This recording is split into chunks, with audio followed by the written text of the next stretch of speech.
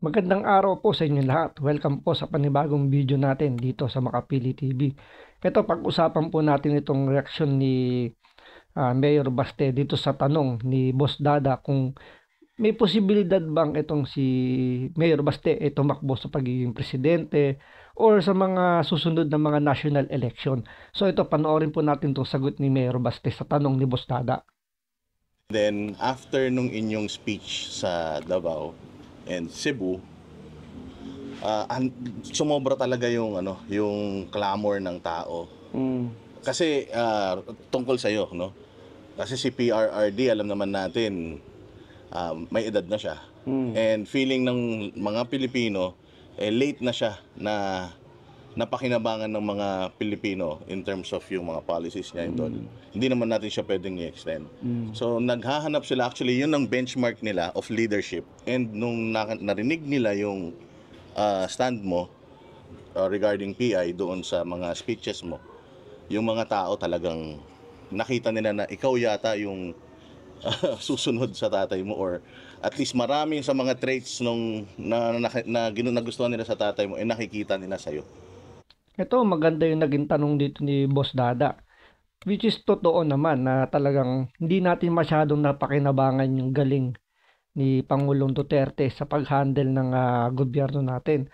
So, 6 na taon lang inupuan ni President Duterte ang Pilipinas, pero kita nyo naman yung pagbabagong ginawa niya. Naramdaman nyo kagad sa loob lang ng, I think, 2 taon, ramdam na kagad natin yung pagbabagong gusto niyang gawin. Unang-una sa war on drugs, diba? Talagang iba yung impact nung kontra-droga ni Pangulong Duterte. Talagang madiin na sinabi niya na kailangan na kumbaga parang itokhang yung mga dapat itokhang sumurrender yung dapat sumurrender para mawala yung yung droga. So nakita niyo naman na marami talagang biglang nawala, marami yung nagbago, marami yung talagang naramdaman na naging safe yung bansa natin. All over the Philippines to At the same time, kita nyo naman yung modernisasyon ng AFP natin na talagang binuhusan ng pondo. Andyan yung mga, ngayon nakikinabang na ngayon ng Administrasyon Marcos dun sa mga pinag-o-order o mga pinagbibili ni Pangulong Duterte para palakasin yung armed forces natin. Andyan din yung yung subway natin, yung kauna-unang subway dito sa Metro Manila. Kita nyo sa loob ng 6 na taon, marami siya nagawa. Andyan pa yung Skyway. So, nakita ngayon nila Boss Dada at saka na maraming Pilipino after nung rally doon sa Cebu kung paano yung naging stand doon ni Mayor Baste. So may similarities nga kay Pangulong Duterte, the way na paano siya magsalita, paano yung paano yung pananaw niya sa politika. So halos the same doon kay Pangulong Duterte. So eto, panoorin po natin 'tong sagot ni Mayor Baste.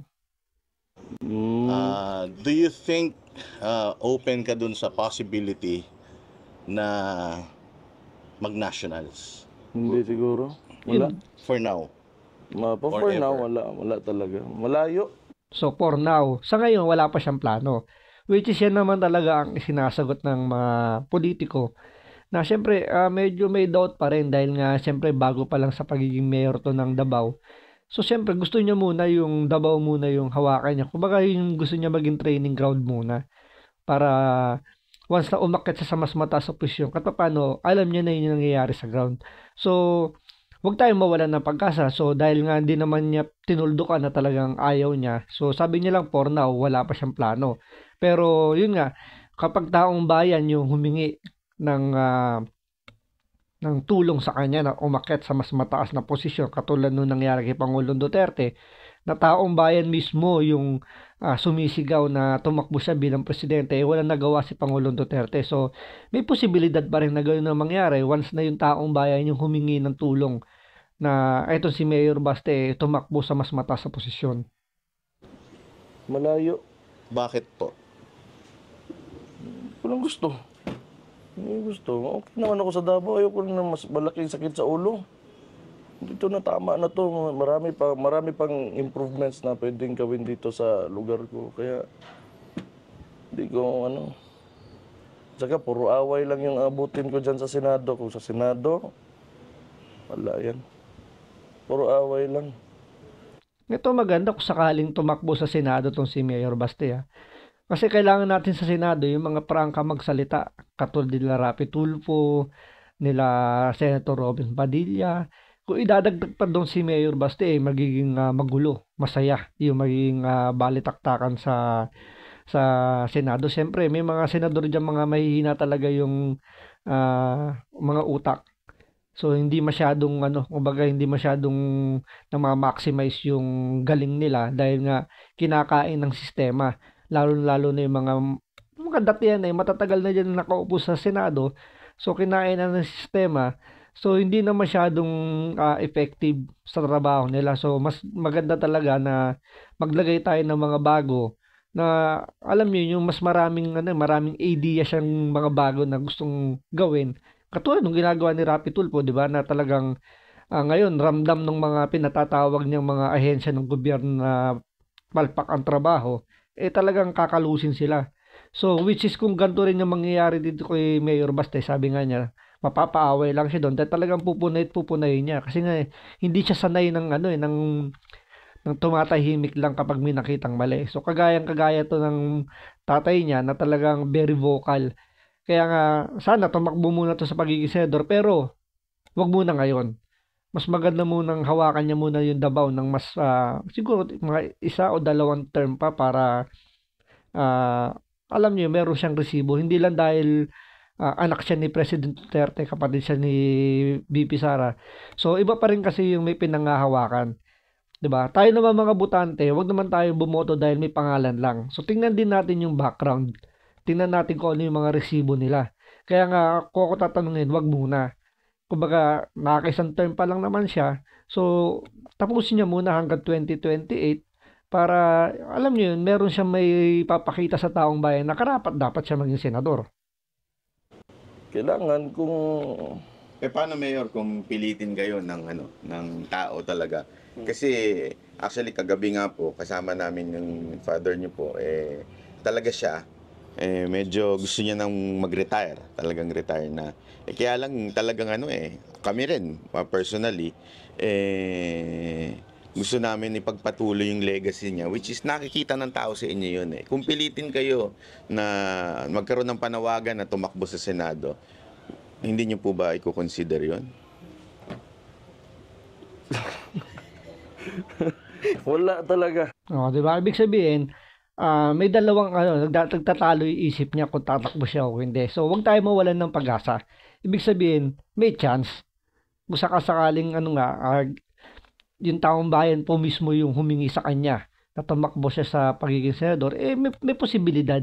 So, wag tayo mawawalan ng pag-asa kasi kung talagang walang plano itong si Mayor Baste, ang sagot ka rin, no, wala akong plano, ayoko. Ganun kagad, di ba? At least dito ka pa nag-isip siya ng konti na yun nga, pag taong bayan na humingi, hindi siya makakatanggi. Hindi, ayaw ko. Hindi, sabihin ko na lang ayaw ko. Sabihin ko na lang ayaw ko, pero wala man akong, hindi ko man din yun kontrolado yung mga nasa iniisip nyo. Pero ako, personally, ayaw ko talaga. Okay na ako kasi Manila, pupunta pa ako doon ako magtrabaho, dalhin ko pa yung pamilya ko doon.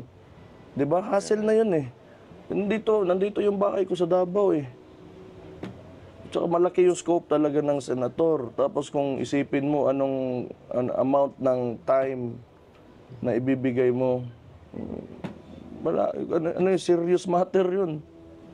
Ayun lang, kasi ayaw ko magsalita.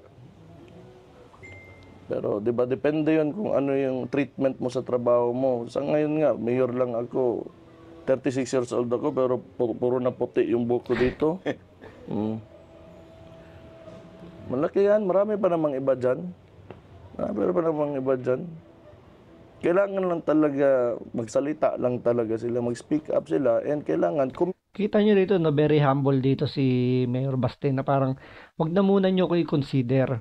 Marami pa naman dyan sila muna. Kumbaga parang, if ever talagang wala kayong makitang iba, sige, pwede akong tumakbo. Pero hanggat maaari, kung mayroon kayo ibang napupusuan, sila muna magbaguhan. Wag na muna ako. Kumbaga, last resort na lang ako. Makita niyo yung pagiging humble niya na hindi siya yung masyadong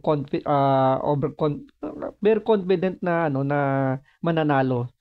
So parang dito pinapakita niya lang dito na talagang hindi pa siya talaga sure or talagang nagtatalo pa yung isip niya kung talaga tatakbo siya sa pagiging sa mas mataas na posisyon tulad nga sa Senado. So hindi pa talaga dead end na wala siyang plano o ayaw niya tumakbo sa pagiging senador.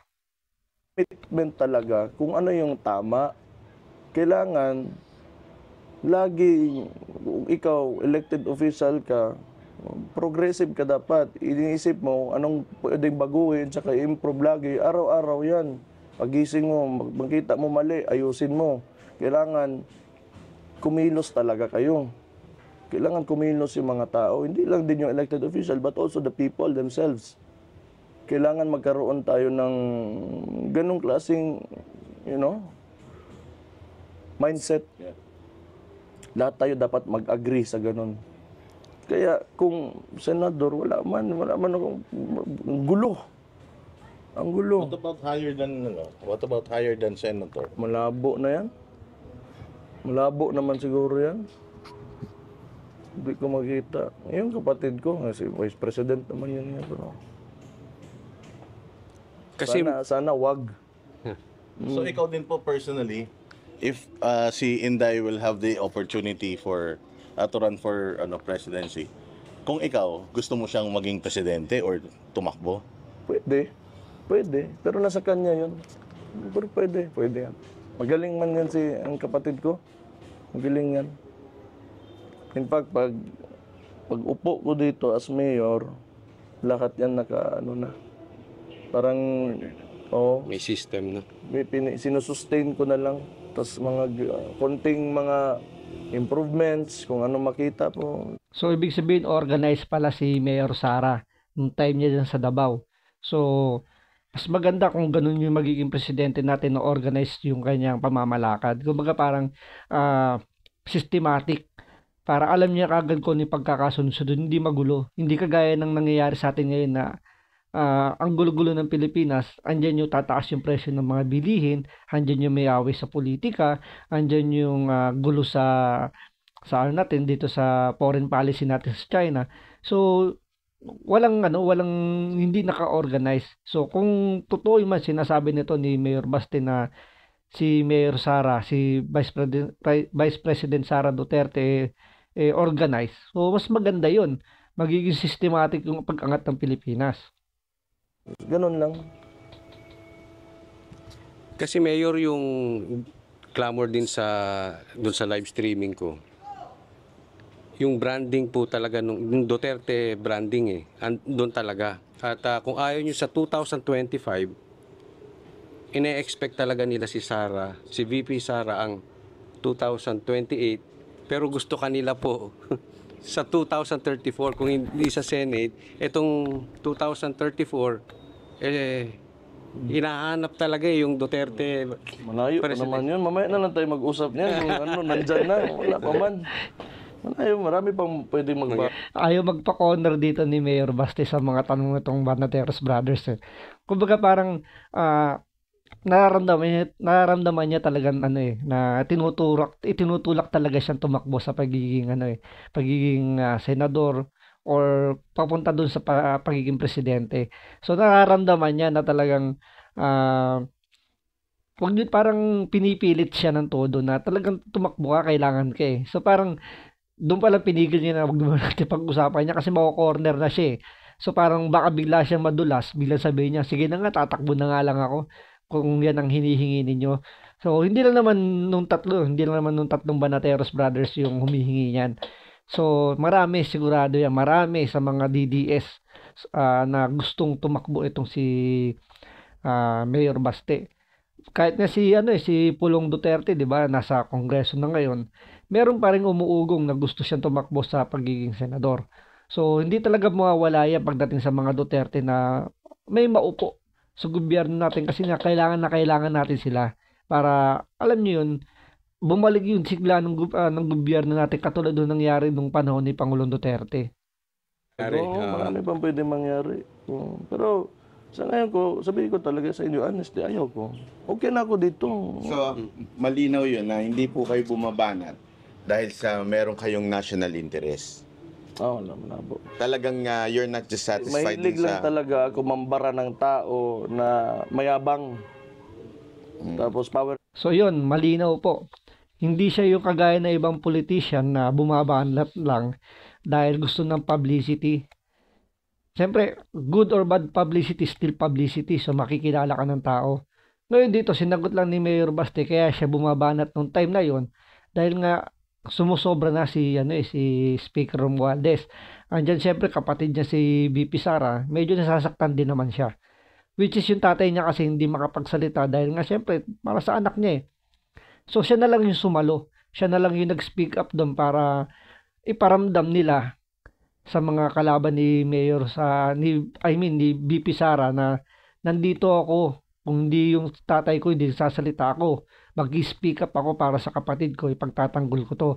So dahil nga sumusobra na tong camera, itong kay Speaker Romualdez, nag-speak up na itong si Mayor Baste para maramdaman nila na ang Duterte hindi umaatras. Ang Duterte may isang salita, may paninindigan. Tripper, yung mga ganon, o yung mga mali. Mahilig lang talaga mambara ng mga ganon. Kaya nandyan ako, kaya nagsalita ako. Actually, Mayor, isa sa nga kinabiliban ng tao, yung sagot nyo kay Senator Amy. Tulad yan, isa pa yan, yung kay Senator Amy Marcos. Dito sasabihin niya, kaibigan niya rin si Senator Amy, kaibigan din ni VP Sara. Pero binara dito ni Mayor Baste. So dito makikita nyo na kahit kaibigan yan, basta naramdaman niyang sumusobra na, binabara niya. Para lang, alam niyo yun, yung maputol yung kayabangan, maputol yung, kung ano man yung plano niya. So dito, malinaw na sasagutin to ni Mayor Baste. Hindi niya na-expect ng tao yun kasi alam naman natin si Senator Amy claiming na malapit sa atin nyo Hindi, po. hanggang ngayon pa naman, kaibigan ko rin naman si Amy. Kaso si Senator, si Madam, ang problema lang, kasi binanggit niya pa ako, okay lang sana yun. Wag mo na akong isali sa mga... Sa politika niya. Sa mga, kahit nga kami, minsan ng tatay ko, nag-argue kami kasi lumalabas ako. Sabi ko, wag mo na ako isali. Parang pwede ba sana, wag mo na ako isali. Ayoko yan eh. Yung ginagamit yung isali mo ako sa mga naratiba mo kung ano-ano. Hindi ko gusto yun. Actually, yun ang nagustuhan ng tao sa inyo dahil talagang straight, prangka kayo eh. Kasi alam naman natin sa politika, yung mga tao medyo... Kaya nga mahirap, kaya nga ayoko kasi masikip pa yung yung mga nangangambisyon sa politika. Marami gusto maging senador, gusto maging presidente, maging gustong vice presidente. Sa inyo na 'yan. 'Di ba? Magulo eh. Okay na kami dito sa Davao. Okay na.